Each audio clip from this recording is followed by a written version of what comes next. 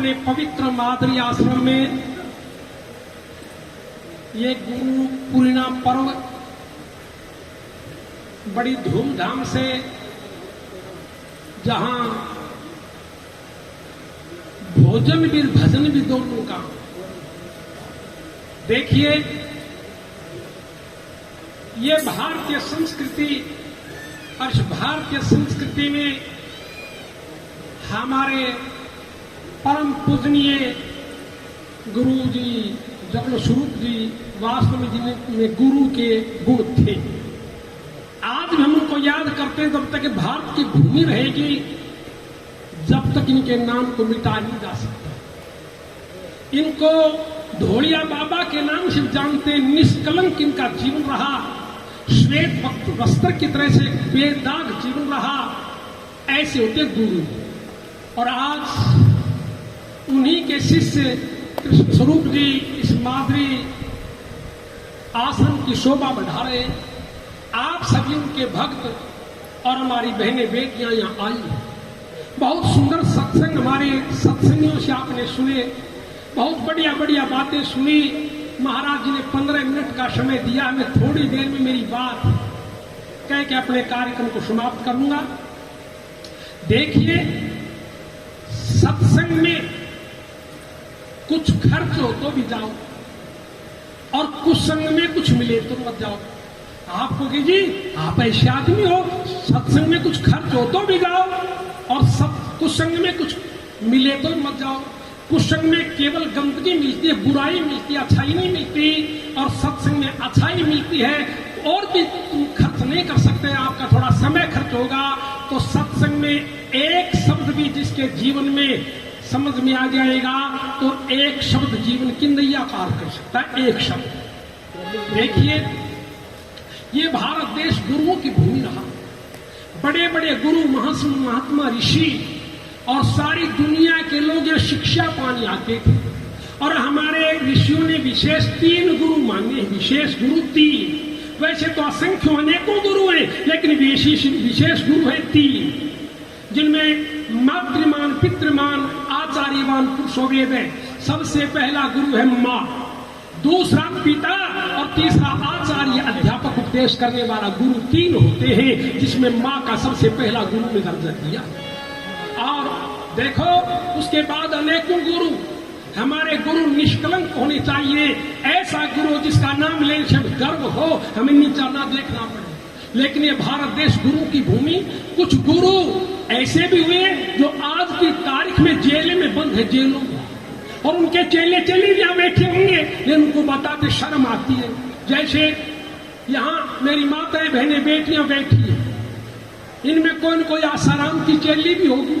पर हम लोग हैं, आसाराम को किसने गुरु मान रखा था? तुम्हारा गुरु ऐसा था, तुम बता नहीं सकते। ऐसा गुरु तुम्हारा आज जिंदा है। कोई बता दे मेरा गुरु आसाराम था, 1 लाख रुपया इनाम दूंगा। बताओ। ऐसा कलंकित गुरु भी नहीं होना चाहिए। गुरु हो तो ऐसा हो जिसके निष्कलंक पूरा जीवन जीता।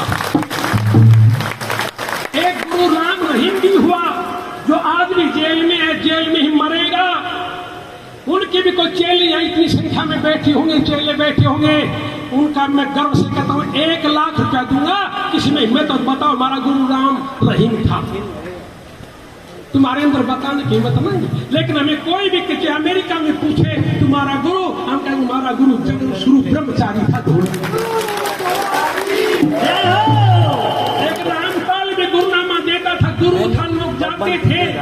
ऐसा गुरु था जिस गुरु ने अपने, जहां हमारी बहनें बेटियां स्नान करती थी, उस स्नानागार में CCTV लगा रखते, कैमरे, और हमारी बेटियों को, नन्ही नहादियों को देखता। और रामपाल वो भी जेल में बंद है। तो कहते हैं पानी पियो छानकर, गुरु बनाओ जान। और हमारे गुरु ने कुछ उपदेश दिया। एक प्रसाद के रूप में आपको बता देता हूं, आपके जीवन में इन 2 बातों का ध्यान कर लेना, जीवन में कहीं अटकोगे नहीं। ये गुरुओं की शिक्षा है।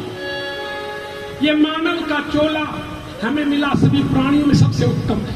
और ये मानव के जीवन में ही काम आने वाली 2 बात। एक तो जीवन में घमंड मत करना, एक तो जीवन में घमंड मत करना, और दूसरी बात क्या, अपने से किसी को छोटा मत समझना। दो बात है, लेकिन हम दोनों पूरी भरपूर मात्रा में दोनों काम करते हैं। घमंड इतना करते हैं कि दूसरे को अपने बराबर जानते नहीं, मानते नहीं। दूसरा हमारे सामने कोई नहीं, क्या है तू, कह देते हैं। और अपने से किसी को बड़ा नहीं मानते, ये बड़ी भूल है। बंदे तेरा कुछ बड़ा नहीं। हमारे गुरु ने एक पाठ पढ़ाया, ये दो बात आपको बता रहा हूं प्रसाद के रूप में। सुबह 4 रुपये छोड़ने से पहले मेरी इन दोनों बातों को याद कर लेना। जीवन में कभी धोखा नहीं खाओ, और इतिहास गवाह होगा कि 4 दिनों की रात चांदनी, 4 दिनों की रात चांदनी, ये फिर अंधेरा उपकार यार, ये डरती फिरती छाया।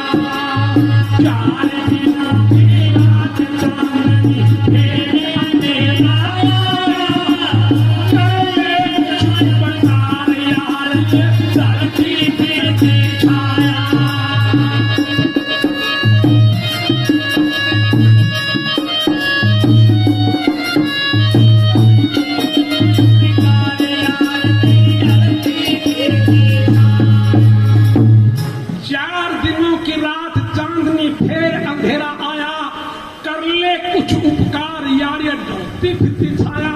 बंदे समय सदा किसी का बराबर नहीं रहता, सदा किसी का समय बराबर नहीं रहता।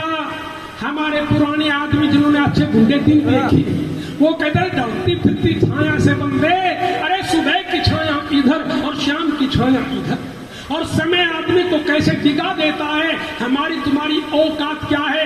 इतिहास उठा के देखो, समय की आंख में कौन कौन आए और समय ने कैसे निचोड़ कर रख दिया। भाई हरिश्चंद्र से दानी राजा, हरिश्चंद्र से दानी राजा, हरिश्चंद्र से दानी राजा, पानी भर के देखे और नल से लासानी राजा, भूखे मरते देखे और नल से लासानी राजा, भूखे मरते देखे। सिया राम से रानी राजा, सुख में गिरते देखे और धर्मराज से ज्ञानी राजा, बन बन फिरते देखे। धर्मराज से ज्ञानी राजा, बन बन फिरते देखे। कोटि गाय पुण्य करते देखे, गाय पुण्य करते देखे। गिरगिट का तन माया, कर ले जाए उपकार यार, ये धरती फिरती छाया।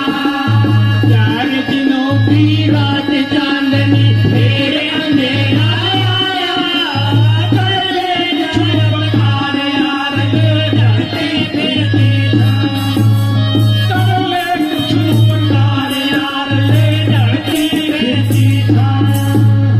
देखिए इतिहास इस बात का गवाह है, समय आदमी को कैसे निचोड़ देता है, मरोड़ देता है।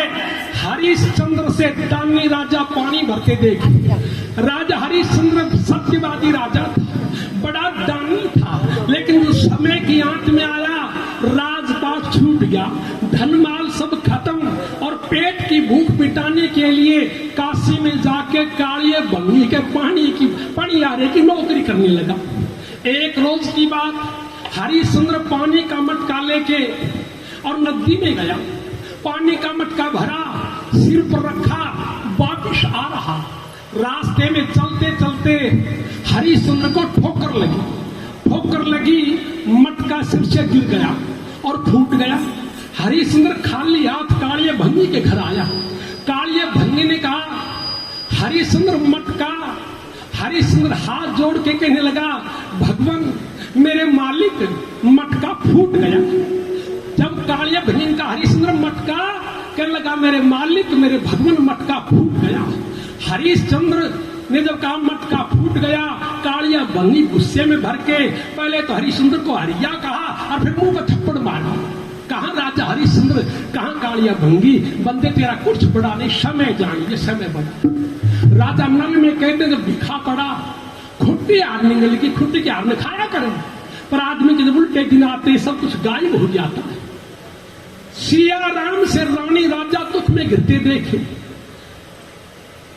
सुबह राज तिलक होना था, शाही अयोध्या में खुशियां मनाई जा रही, घी के दीवे जलाए जा रहे, मीठे भोजन बनाए जा रहे, आज राम राजा होगा। लेकिन एक पल में ही महारानी कैकेयी ने समय पलट दिया। राम को मिलना था राज, मिला 14 वर्ष का वनवास। बोलो बंदा बड़ा एक समय बताओ, समय बड़ा है, बंदा बड़ा होता तो राम राजा ही बनता, लेकिन 14 वर्ष के वनवास में चला जाता। धर्मराज से ज्ञानी राजा बन बन फिरते देखे। महाभारत का इतिहास उठाओ,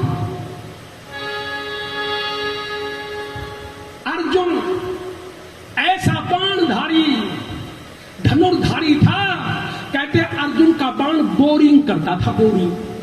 कभी बोरिंग? भीष्म पितामह महाभारत के युद्ध में कुरुक्षेत्र के मैदान में पड़ा, मृत्यु की शैया पर लेटा हुआ, बाणों की शैया पर। सभी लोग मिलने गए, हम भी दादा से मिल के आएंगे। अर्जुन ने भी मन बनाया कि मैं भी दादा से मिल के आऊंगा। अर्जुन भीष्म पितामह के पास गया। भीष्म पितामह ने कहा, बेटा अर्जुन, मैं प्यासा हूं, मुझे पानी पिला। तो अर्जुन पानी का गिलास भर के नहीं लाया, पानी का लोटा भर के नहीं लाया, पानी का मटका भर के नहीं लाया। अर्जुन ने अपने गांडी धनुष को उठाया और मारा बाण धरती में। बाण धरती में बोरिंग करता हुआ गया और पानी की धार बाहर आई और भीष्म पितामह के मुंह में गई। अरे ऐसे ऐसे धनुर्धारी भारत भूमि पर पैदा हुए, लेकिन वो भी अज्ञातवास में, कोई हिजड़ा बना और कोई रसोईया बना। समय बना है। भीम की गदा से धरती हिलती थी, भंगज होता था जब भीम अपनी गदा से धरती पर वार करता था, भंगज होता था। ऐसे ऐसे बली लोग छुपते डोले, अरे बंदे तेरा कुछ बड़ा नहीं, समय बड़ा है। और आगे लाइन में क्या कर दिया, बंदे तेरा कुछ बड़ा नहीं, भाई कल तक चढ़ रहा आसमान पे, कल तक चढ़ रहा आसमान पे, रोब गांठता देखा, तू आज पड़ा धरती के ऊपर, धूल चाटता देखा, आज पड़ा धरती के ऊपर, धूल चाटता देखा। ये सतपक मनी दरी सामने कुंवर नाटता देखा, और जो का मोटा रोट साथ में मिर्च बांटता देखा, जो का मोटा रोट साथ में मिर्च बांटता देखा। वो वक्त काटता देखा, रो रो वक्त काटता देखा, ये वक्त काटता देखा, रो रो काल चक्र की माया, कर ले कुछ उपकार यार, ये धरती की छाया, चार दिनों की रात चांदनी तेरे अंधेरा आया, कर ले कुछ उपकार यार, ये धरती की छाया।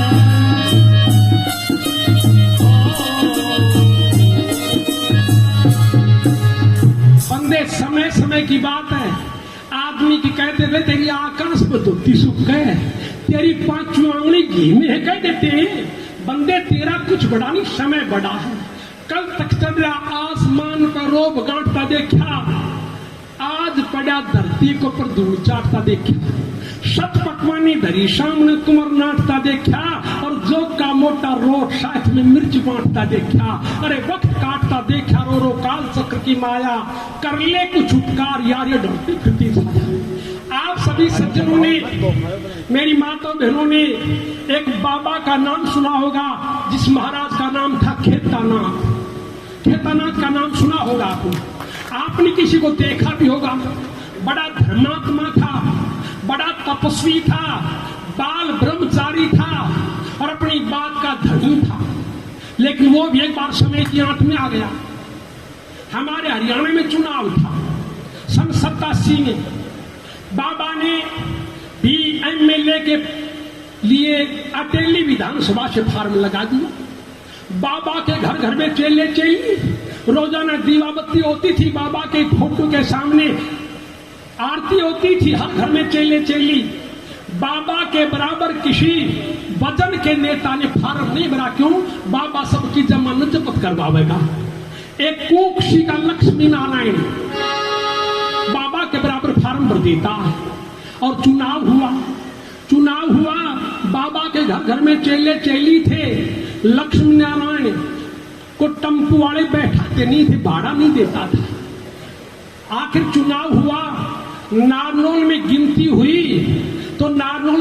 हुई तो जिस बाबा की मानता थी केदारनाथ के, जो धर्मात्मा था, ब्रह्मचारी था, उसकी करारी हार, और जिसके पास टम्पू का किराया नहीं होता था, लक्ष्मी नारायण, वो भारी बहुमत से जीता और हरियाणा का परिवहन मंत्री बना और सारी टम्पू की छत उठवा दी।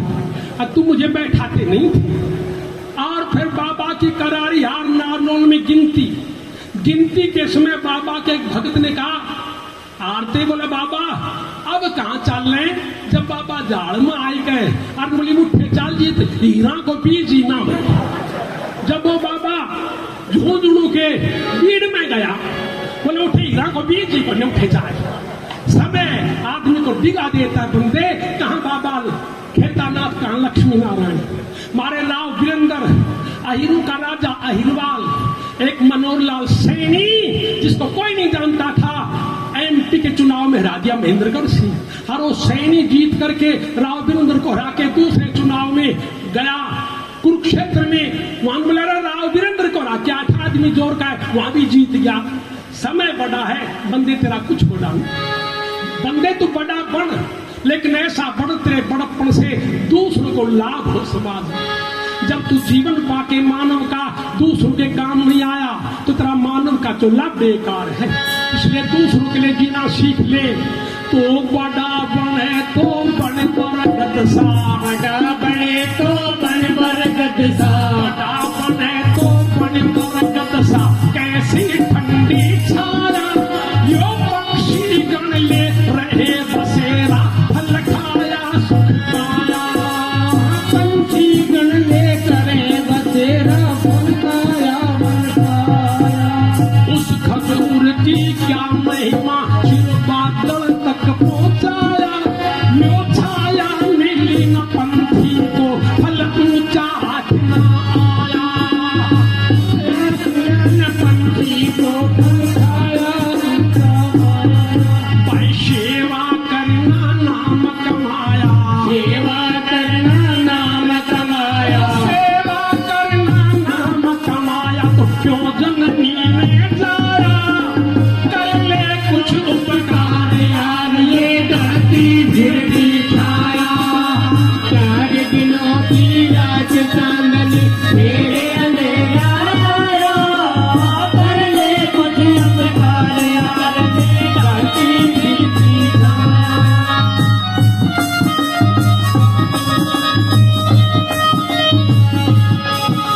बड़ा बनता मानव, ऐसा बड़ा बन तेरे बड़प्पन से किसी को फायदा हो।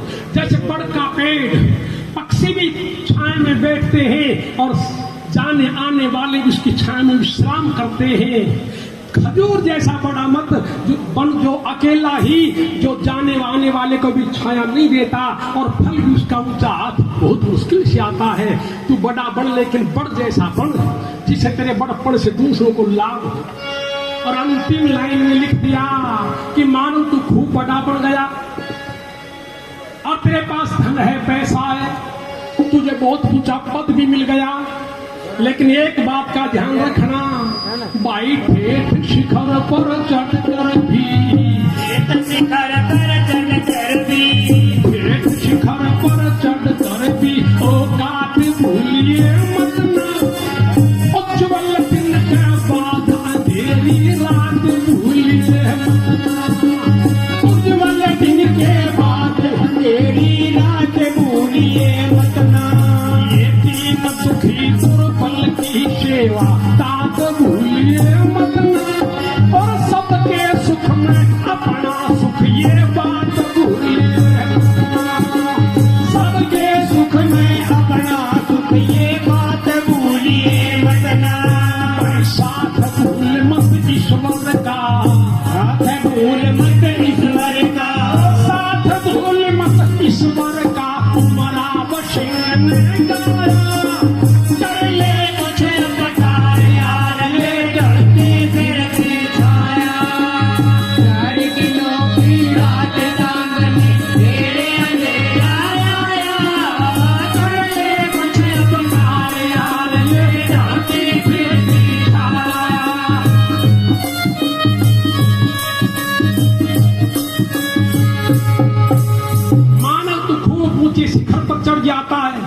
लेकिन आखिरी लाइन में लिख दिया कि ठेठ शिखर पर चढ़ कर भी औकात भूलिए मत ना, और उज्जवल दिन के बाद अंधेरी रात भूलिए मत ना।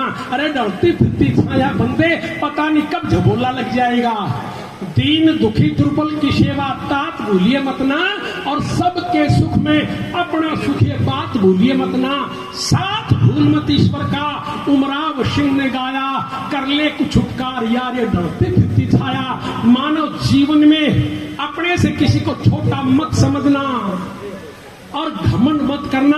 दो बातों का ध्यान कर लेना, जीवन में आपके सामने ऐसी कोई बाधा नहीं आएगी जो आपका रास्ता रोक के खड़ी हो जाएगी।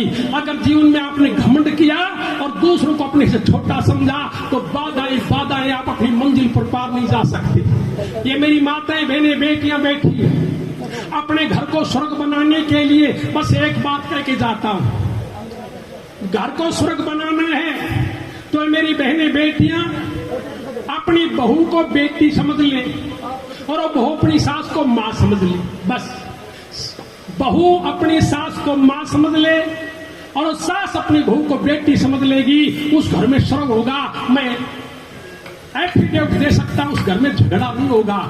जिस घर में बहू अपनी सास को सास समझेगी और सास अपनी बहू को बहू समझेगी, वो घर नरक हो जाएगा। आप यहाँ सासू बहू बैठी है, अपने घर में कोई सास को छोड़कर आई है, कोई बहू को छोड़कर आई है, जाते अपनी बहू को बेटी मान लेना। और सास यहाँ बैठी है वो जाते बहू को बेटी मान ले, और बहू यहाँ कोई बैठी है जाते सास को माँ मान ले, वो घर स्वर्ग होगा। आज ये गुरु दक्षिणा में आज एक बात ये देख के चले जाना, घर में रोड़ा नहीं होगा और आपको कोर्ट में चक्कर लगाने के लिए तलाक के लिए तो नहीं जाना पड़ेगा।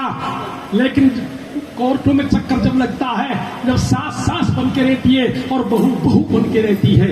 आपने मेरी बातों को सुना, मेरा समय भी पूरा हो लिया। धन्यवाद।